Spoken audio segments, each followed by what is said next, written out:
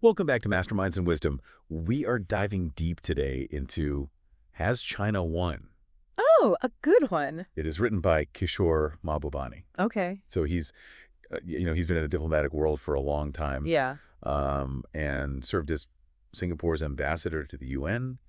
And I think he brings a very interesting perspective to this whole, U.S.-China rivalry thing. Right. Um, and the book kind of grapples with this question: can the U.S. win this emerging rivalry with China? And it's fascinating because he doesn't really, pick a side or say like, this is the winner. He actually exposes some uncomfortable truths and strategic missteps on both sides, Right. which I think makes for a really thought-provoking read. Yeah, absolutely. And it's interesting, too, because, so often we hear these narratives, in the media about, the U.S. versus China. Right.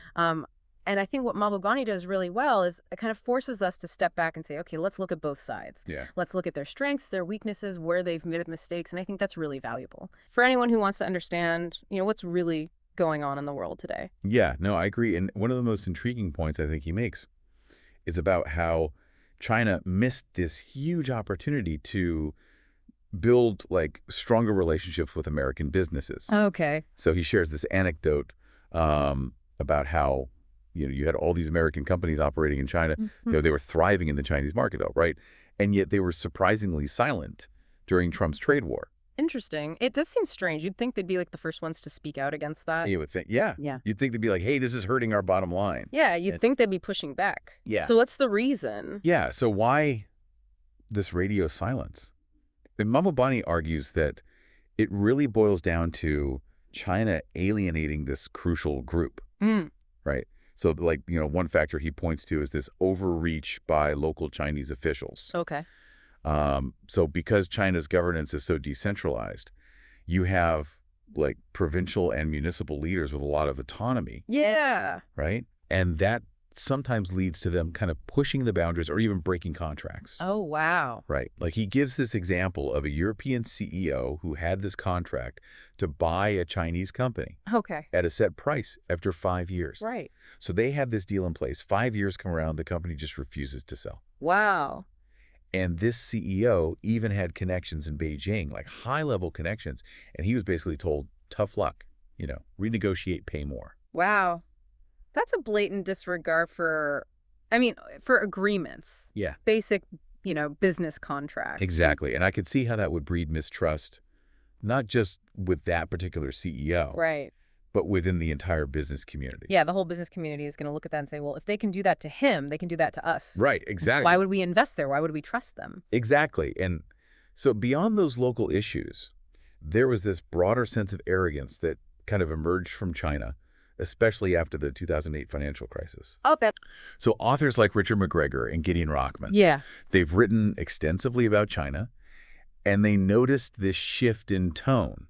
Okay. From Chinese officials. Right. Like there was this sense of, our way is better, kind of a dismissal of Western perspectives. Right. So kind of like a we don't need you anymore kind of attitude. Exactly. Yeah, we're on the rise, you're on the decline, We don't need your advice. We don't need you. Yeah. So it's kind of a combination of, those broken agreements at the local level and then this newfound arrogance on the national stage. Yeah. That really soured the relationship. I can see that. Yeah. I can see how that would really damage things. So is that what led to this strategic misstep? Yeah, I think so. Mm-hmm. Mahbubani believes that if China had wanted to cultivate stronger ties with American businesses, they should have taken a different approach. Yeah. Like, for example, he suggests that China should have gradually transitioned away from WTO developing nation benefits. So it's a little bit ironic that the world's second largest economy was still enjoying perks intended for much less developed nations. Right. Right. And even Hank Paulson, who, was known for advocating for strong U.S.-China relations. Yeah. Even he criticized this. Yeah. He was like, look, it feels like they're taking advantage of the system while simultaneously restricting access to their own markets. I can see how that would create tension. Right. It's like saying, we want to play in the global marketplace, but only by our own rules. Exactly. Yeah. We want the benefits, but we don't necessarily want to open up ourselves. We want to have our cake and eat it too, kind of. Exactly. Yeah. And there was another opportunity missed, according to Mahbubani. Okay. Attracting foreign investment more strategically. Okay. So he points to Singapore's Economic Development Board Uh-huh. as a model. Yeah. Right? So it's a national agency that streamlines the process, works to cultivate, positive relationships Right. with foreign businesses. Make it easy to do business. Exactly. Yeah. China's approach, on the other hand, often felt like strong-arming companies into unfair technology transfers just to gain access to the Chinese market. Right. So instead of fostering like a true partnership, it felt more like an extractive relationship. Right. Yeah, just taking, Yeah. not giving much back. And that short-sighted approach may have cost China a valuable ally in the U.S. Yeah, it makes sense. What's fascinating is that Mahbubani doesn't stop there. Oh, okay. He also points out blind spots on the American side. Oh, I'm sure there are plenty of those. I'm sure we have our fair share. What kind of assumptions is he challenging? Well, one of the biggest ones is this idea that the U.S. is destined to always be number one. Right. Right? This is assumption of American exceptionalism, Okay. that we're always going to be at the tops. Yeah. And Mahbubani argues that Americans need to recognize the world has fundamentally changed since the 1950s. Oh, yeah. Right? Yeah. Like China's economic rise. Yes. Yeah. The resurgence of non-Western civilization. Right. All of this is reshaping the global landscape. Yeah, the world doesn't look the same as it did, 50 or 60 years ago. It doesn't at all. So we can't keep operating Right. with that same mindset. Exactly. And that's a tough realization, I think, for a country that's been used to being at the top Yeah. for so long. Yeah. Right? It's almost like admitting that the era of American dominance might be coming to an end. Right. And that's a hard pill to swallow It is a hard pill to swallow. for a lot of people. Yeah. But you have to face reality at some point. You do. And I think that's what Mahbubani is trying to get us to do. Yeah. And that's exactly the point he's trying to drive home. Mm-hmm. Right? Like he's urging Americans to kind of wake up to this new reality. Right. And develop a comprehensive global strategy to counter China's influence, Yeah. which he believes is currently lacking. Okay. Right, like we're kind of reacting. Yeah, we're kind of playing catch up in a way. We're playing catch up. Yeah. Instead of being proactive and thinking ahead. Exactly, yeah. Yeah. We're kind of like, oh, China's doing this. What are we going to do? Right, right. Instead of like having a plan. Yeah. We need a strategy. A real strategy. Not just a reaction. Exactly. Yeah. So he's saying we need to think more strategically Right. about our role in the world Yeah. and how to navigate this shifting balance of power. Yeah, because Yeah. it's not just about, military might anymore. Right. It's about economics. It's about technology. It's about, soft power. It's about all these different things Right. that come into play. Right. It's a multidimensional chessboard now. Exactly. It's not just, one simple thing. Yeah. So it's less about clinging to past glories Yeah. and more about adapting to a new playing field. Right. Being realistic about where we are. Being realistic. Yeah. It does make you wonder, in this new landscape, can the U.S. actually lose to China? Like, is that a possibility? Is that even on the table? Yeah, that's the big question. And Mahbubani, he lays out scenarios where that's a possibility. Okay. And to understand how we need to dig into the strengths that he attributes to both sides. Okay. So on the U.S. side, Okay. he highlights the culture of individual empowerment, Okay. the ability to attract top talent from around the world, Right. the strength of its institutions, and rule of law. There's this fascinating section where he imagines a memo to Xi Jinping outlining these very strengths. Hold on. A memo to Xi Jinping? Yeah, like a fictional memo Okay. saying, here's what you need to watch out for with the U.S. Okay. Here are their strengths. Wow, that's interesting. Almost as if China itself recognizes the immense power and resilience of the U.S. Yeah, it's like even they're looking at us and saying like, okay, they've got some things going for them. We Okay. can't underestimate them. Exactly. So what kind of details does he include in that memo? Like, what are the specific things he highlights? Well, beyond those strengths we just mentioned, he emphasizes the power of American universities Okay. and the fact that the U.S. is part of this larger Western civilization, Yeah. which gives it this huge network of allies and partners. Right. It's almost a reminder that even amidst, all the internal struggles that the U.S. is going through, Right. it has these fundamental advantages that shouldn't be underestimated. It's like the fundamentals are still strong. Yeah, the fundamentals are still there. Okay, so even China recognizes the U.S. has some serious strengths. Right. But to understand how the U.S. could still lose this rivalry, we need to explore the potential weaknesses, right? Yeah, we need to flip the coin and look at the other side. What does Mahbubani highlight on that front? Well, that's where we'll pick up Okay. in the next part. All right, so stay tuned. We'll be right back after the break. Sounds good. Well, Mahbubani, he raises some thought-provoking questions about potential weaknesses in the U.S. system. Okay.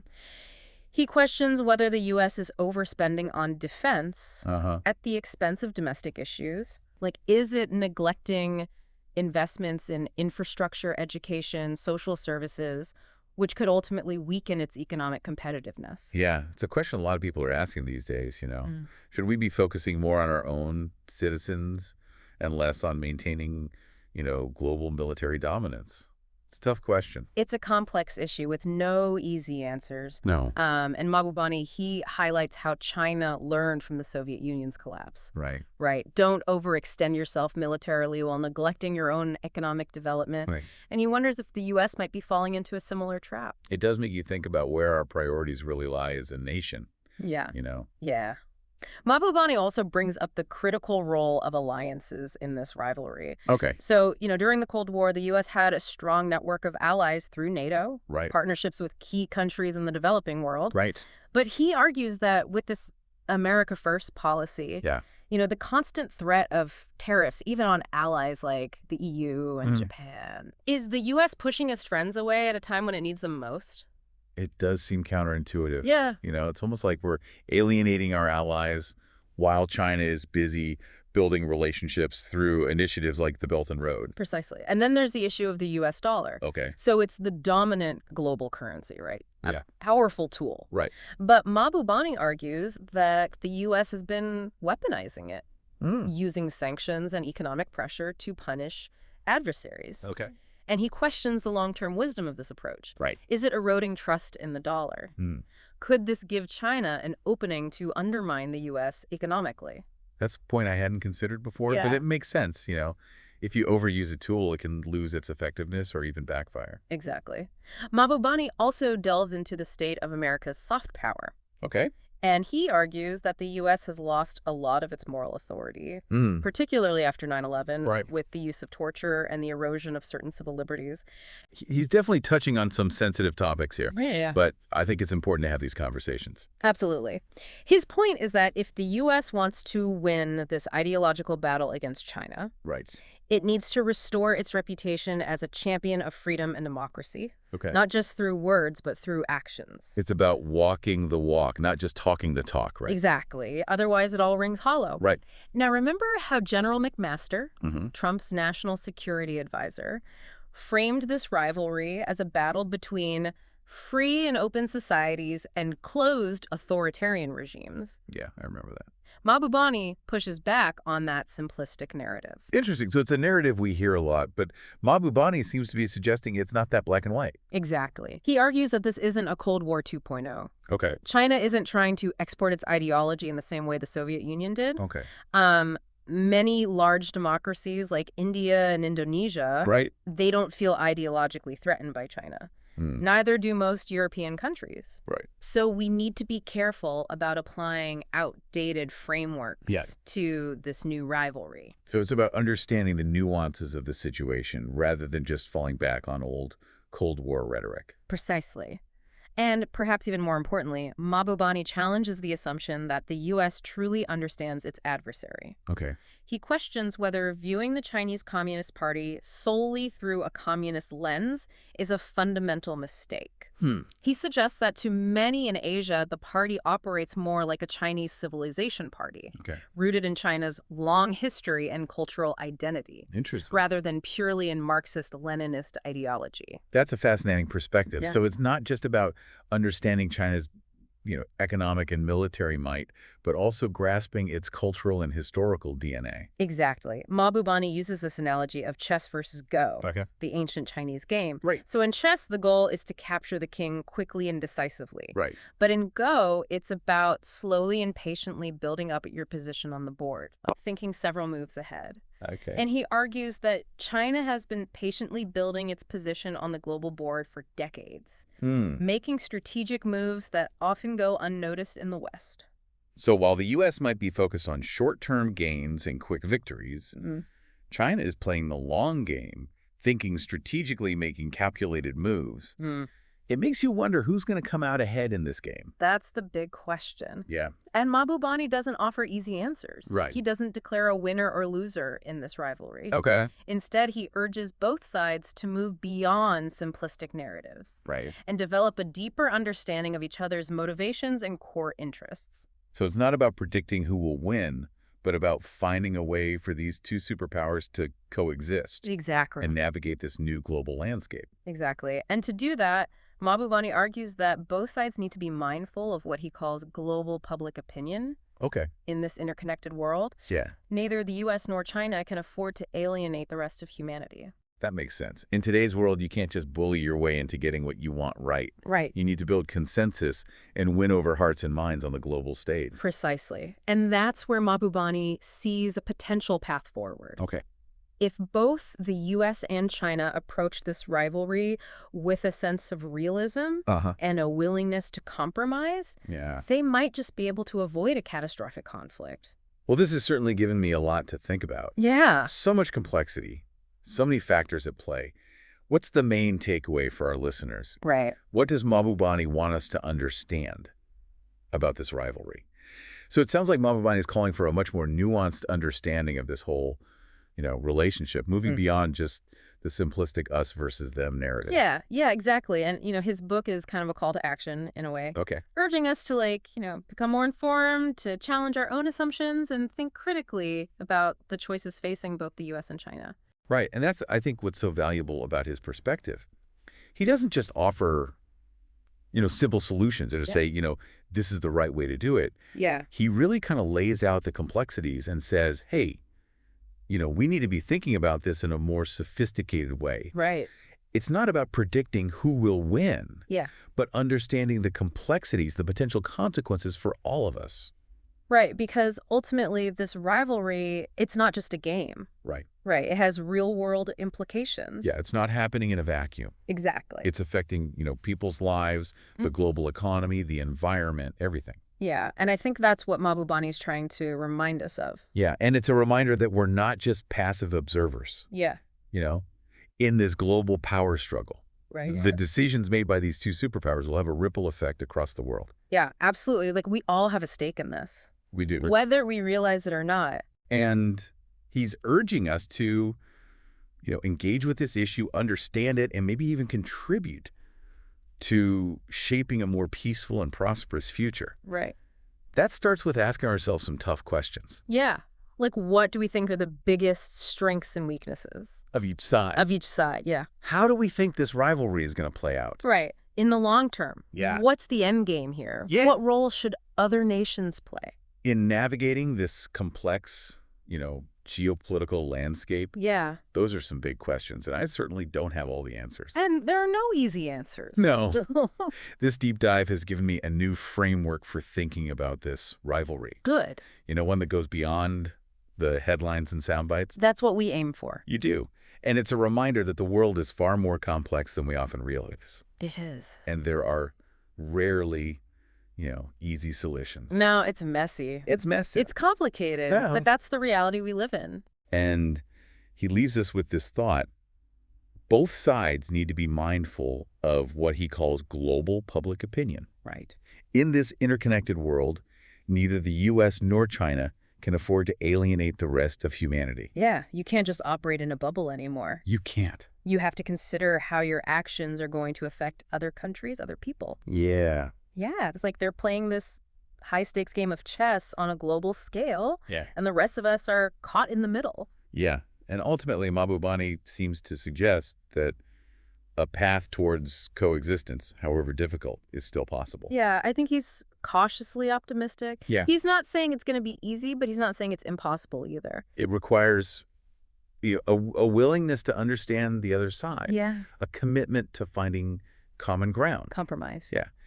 And perhaps most importantly, a recognition that we're all interconnected in this globalized world. We are all in this together. Whether we like it or not. Whether we like it or not, yeah. Well, listeners, I hope this deep dive into Has China Won has given you as much food for thought as it has given me. I encourage you to continue exploring this topic. Challenge your own assumptions. Engage in these critical conversations. Thanks for joining us on Masterminds and Wisdom.